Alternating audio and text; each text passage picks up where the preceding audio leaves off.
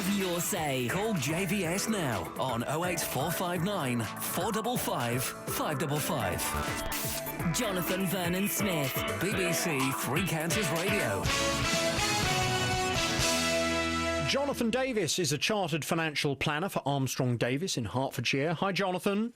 Hello, Jonathan. Good afternoon to you. So have interest rate cuts punished hard-working savers? They absolutely have. Only roughly 6 months ago, you could easily get 5+% on deposit funds. Now you're lucky if you're getting 1%, although I hasten to say there are still the odd bank and building society accounts where 3% is still available. The fact is, 3 in 4 retirees rely on the income from deposits to boost their paltry pensions. The government absolutely is punishing the prudent. The Spectator magazine at the end of January wrote a big article on have savers been detrimentally affected. They split the imprudent and the prudent between, like the Civil War, the Cavaliers and the Roundheads. And the Cavaliers, quite simply, have been cavalier. They borrowed too much, they've put too much in the plastic, and the prudent savers, they're being whacked left, right and centre. Well, I feel really sorry for people, and I know lots of people, even members of my own family, have commented to me that, you know, they really feel as if they're being kicked in the teeth just because they've been good with their money, they've saved their money, and they've not overstretched themselves.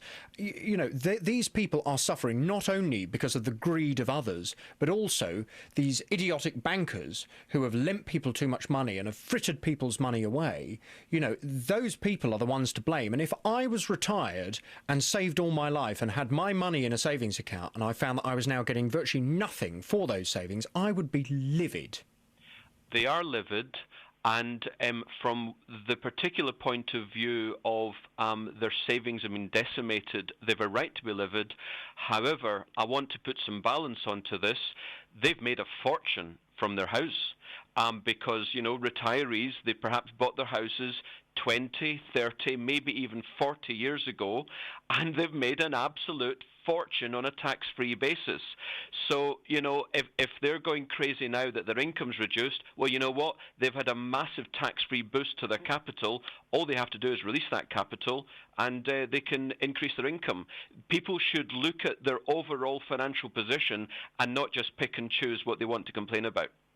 Is there anything that you can do apart from selling your house and moving out in terms of, you know, I was talking to someone this morning who was saying, you know what I'm doing? I'm taking all of my money out of a savings account and I'm sticking it all in premium bonds instead.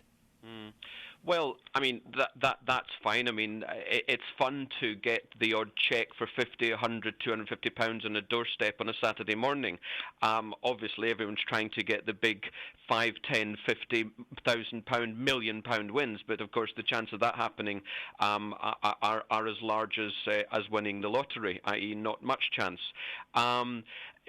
There's no doubt that the fact that people are losing income right now is heartbreaking, but people should understand that 2008 and 2009, just look at the stock market, just look at house prices.